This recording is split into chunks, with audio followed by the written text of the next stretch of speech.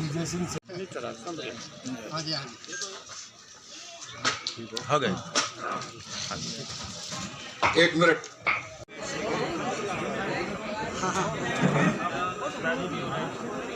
तो है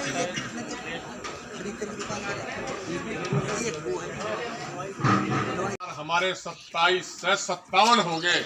58वां मैं हो रहा था, मेरा टिकट काट दिया था। 59वां वो हो रहा था जो मेरे पास में था, और एक हमारे राष्ट्रीय जगजीत राजनाथ के शिवजू दे दिया था।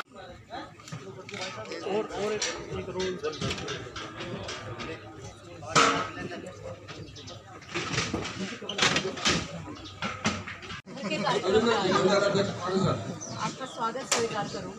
अच्छा कार्य जी,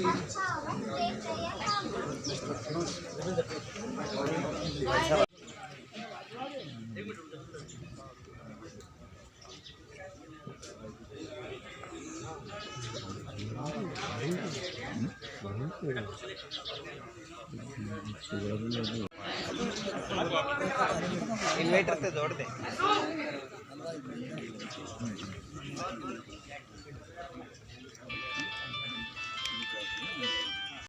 ये रे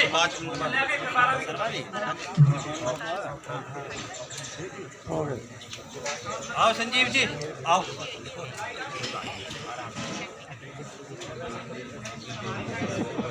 तो खास आदमी है, संभाल ले।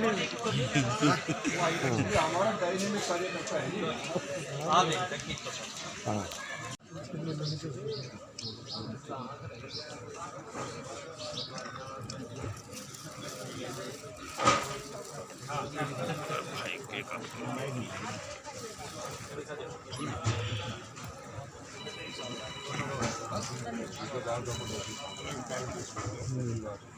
हो गया। तो अपने बीच में पा रहे हैं हमारे कुरुक्षेत्र के सांसद अपनी योग्यता, कर्मठता ये कारण बने थे। सामान्य कार्यकर्ता से अपनी मेहनत के बल पर उठे कार्यकर्ता जो सर्वोच्च संस्था, जो इस देश को कमजोर करना चाहते हैं, उनकी पहचान करनी चाहिए। हमें देखना चाहिए कि वो लोग कौन हैं। अरे जिन लोगों ने इस देश की आजादी के लिए, उन्होंने अपने लिए काम नहीं किया, अपने परिवार के लिए काम नहीं किया, उन्होंने इस देश की आजादी के लिए काम किया कि मेरा देश का हर व्यक्ति आजाद हो, वो भी खुली हवा में सांस ले सके। उन्होंने अपने आप को इस भारत मां के ऊपर कुर्बान कर दिया। उनकी कुर्बानी आप याद कीजिए, उनकी कुर्बानी देखिए। परंतु कुछ लोग आज भी इस देश को तोड़ना चाहते हैं। हम सबके सामने, अरे जब से देश आजाद हुआ तब की समस्याएं थी,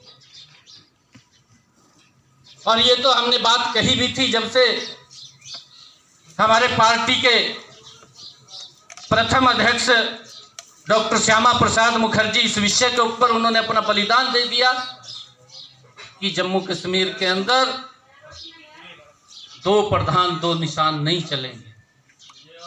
और उसको लेकर के डॉक्टर श्यामा प्रसाद मुखर्जी जो जनसंघ के प्रथम अध्यक्ष थे, उन्होंने अपनी कुर्बानी जम्मू कश्मीर के अंदर दी। और हम तब से ये बात बोल रहे थे, हम लोगों के बीच में कह रहे थे कि जम्मू कश्मीर वो हमारा है, सारे का सारा है। मैं आपको बताना चाहता हूं कि एक बार अटल जी देश के प्रधानमंत्री बने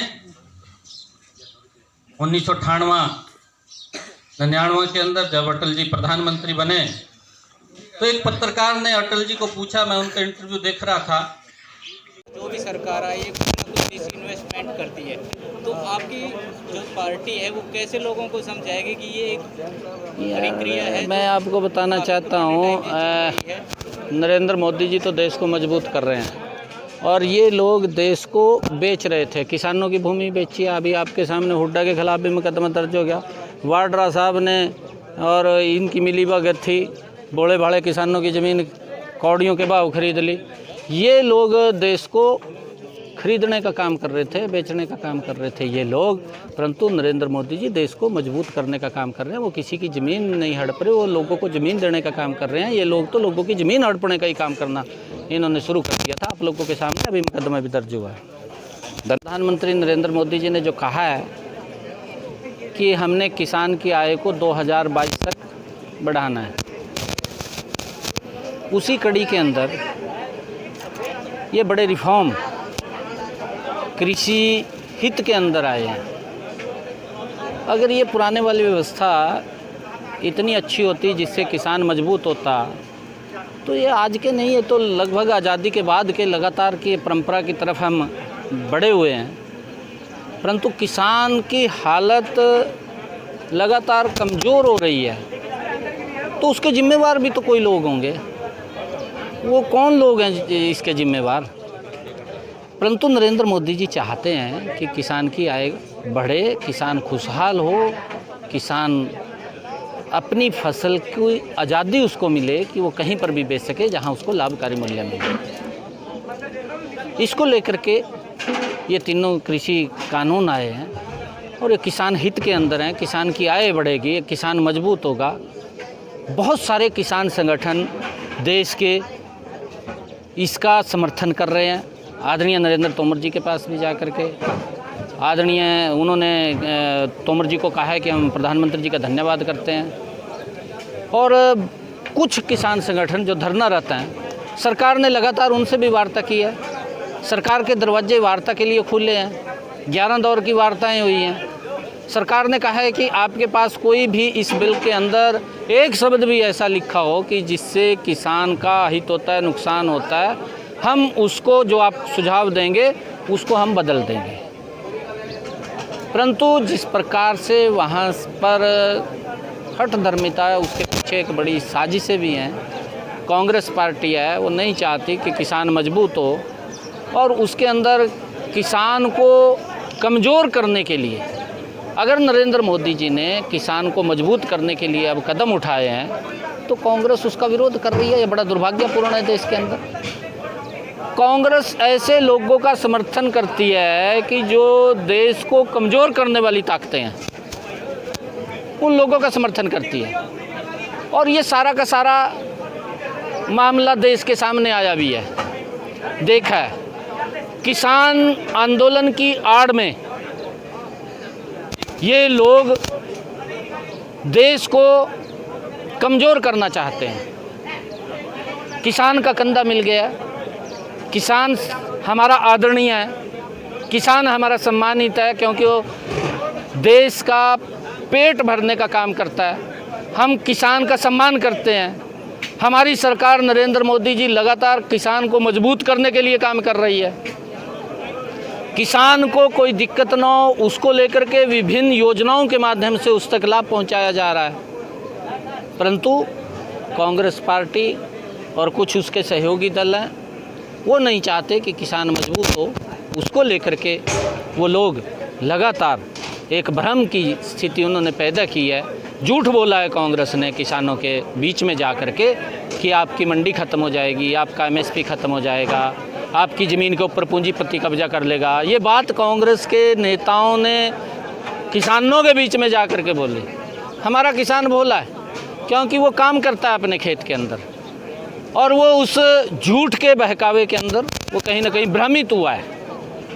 और जो सच्चाई है वो सच्चाई हमने बताई है। अभी अगर आप लोग देखेंगे इस बजट के अंदर भी, जो बजट आदरणीय वित्त मंत्री निर्मला सीतारमण ने पेश किया है, इस बजट के अंदर भी 1000 नई मंडियों को ई-बाज़ार से जोड़ने का प्रावधान इस बजट के अंदर भी किया गया है। और बजट को कृषि के लिए बढ़ाया भी गया है।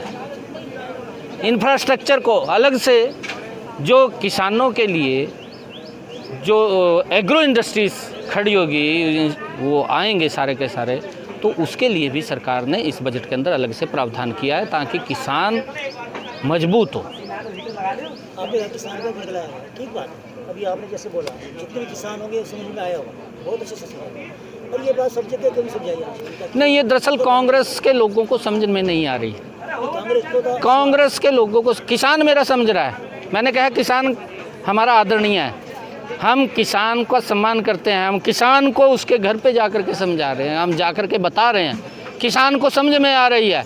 परंतु कांग्रेस और उसके सहयोगी दलों को समझ में नहीं आ रही। समझ में इसलिए नहीं आ रही क्योंकि उनके पैरों तले से ज़मीन निकल चुकी है, कांग्रेस साफ हो चुकी है और अगला जो 2024 का चुनाव है उसके अंदर शायद कांग्रेस का खाता भी न खुले, ऐसी स्थिति होने वाली है। और कांग्रेस के नेताओं ने कहा है कि आर पार की लड़ाई है, इसको लड़ना चाहिए किसान के नाम।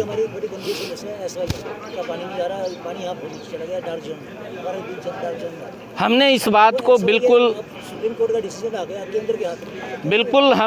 हमने इस बात को बिल्कुल उठाया है, हमने धरना भी दिया था। अभी हमने अपनी भारतीय जनता पार्टी की गुरुग्राम के अंदर प्रदेश कार्यकारिणी की बैठक हुई थी, उसके अंदर भी ये प्रस्ताव आदरणीय कृषि मंत्री जेपी दलाल ने उसको रखा है कि जो SYL का पानी है उसके ऊपर हरियाणा का हक है, वो हरियाणा को मिलना चाहिए। और हमने तो जब ये संगठन कुछ धरनारत थे उनसे भी ये मांग की थी कि आप लोग इस धरने के अंदर आप शामिल हैं तो इसके अंदर ये भी कहें कि हरियाणा को जो SYL का पानी पंजाब से नहीं मिल रहा है वो पानी भी हमें मिलना चाहिए और वो पानी हमें मिलना चाहिए क्योंकि ये जो जिस ज़मीन के ऊपर मैं बैठा हूँ इस ज़मीन को वो पानी SYL का आकर के यहाँ मेरे किसान को मिलेगा। और जो ये लाखों एकड़ भूमि जो बिना SYL के पानी के पड़ी है इसके ऊपर वो जब वो पानी आएगा तो मेरे किसान की आय बढ़ेगी, उसकी फसल होगी तो वो भी मजबूत होगा। जो धार्मिक रूप से पीड़ित नहीं है उनको भारत जाने का भी रास्ता नहीं, ऐसा तो नहीं है NRC नहीं, इसके अंदर तो सिर्फ धर्म के आधार के ऊपर जो प्रताड़ित लोग हैं उन लोगों को नागरिकता देने का कानून है कि जो धर्म के आधार के ऊपर पाकिस्तान में प्रताड़ित हुए हैं, अफ़गानिस्तान में हुए हैं, बांग्लादेश में हुए हैं और वो वहाँ नहीं जाना चाहते, उनका वहाँ शोषण हुआ है।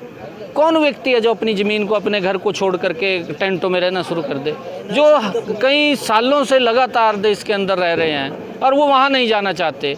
ऐसे लोगों को नागरिकता देने का कानून है ताकि वो भी इस देश के अंदर अपना सर ऊंचा करके जी सके।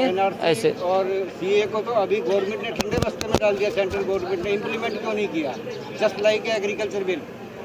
नहीं, देखिए वो ऐसा नहीं है, वो धीरे धीरे सारा काम चल रहा है और उसके अंदर क्योंकि जो इतना बड़ा इन लोगों ने विरोध किया कि ये तो नागरिकता छीनने का कानून है, एक भ्रम की स्थिति पैदा की है। इसी प्रकार से इस किसान बिल के अंदर इन्होंने झूठ बोला है कि आपकी मंडी खत्म हो जाएगी, आपका MSP खत्म हो जाएगा, आपकी ज़मीन के ऊपर पूंजीपति कब्जा कर लेगा। ये कांग्रेस के लोग किसानों के बीच में जाकर के झूठ बोल रहे हैं, उनको बरगला रहे हैं और ये सारा का सारा जो झूठ है उनका वो पकड़ा जा रहा है, वो देखा जा रहा है कि हद होती है किसी बात की, इतना झूठ बोलने की। जो झूठ बोलते हैं कि आगे कोई आज किसान हमारा समझदार है, वो सारा समझ रहा है, वो देख भी रहा है भी, ऐसा कुछ नहीं है। जस्ट लाइक CA और NRC जो भी था उसी तरीके से इसको क्यों नहीं फिर कुछ दिन के लिए गवर्नमेंट कर देती कि भाई जैसे उनको ठंडे बस्ते में रख दिया। आप बताइए क्या समाधान हो सकता है? नहीं, देखिए मैं इसके अंदर ये बात कहना चाहूँगा क्योंकि जब ये 11 दौर की वार्ताएं चली हैं उस 11 दौर की वार्ता में शायद मंत्री 1 मिनट जो 100% ये बिल बेनिफिशियल था तो जो अमेंडमेंट 15-14 जिसके लिए सेंट्रल गवर्नमेंट के प्रतिनिधि राजी हुए तो कहीं ना कहीं लगा ना कि नहीं, ऐसा नहीं है। उसके अंदर जो धरनारत किसान संगठन थे उन लोगों से जो वार्ताएं की हैं, उन्होंने जो सुझाव दिए हैं, सरकार उनको मानने के लिए तैयार है। ये तो शुरू से कह रहे हैं।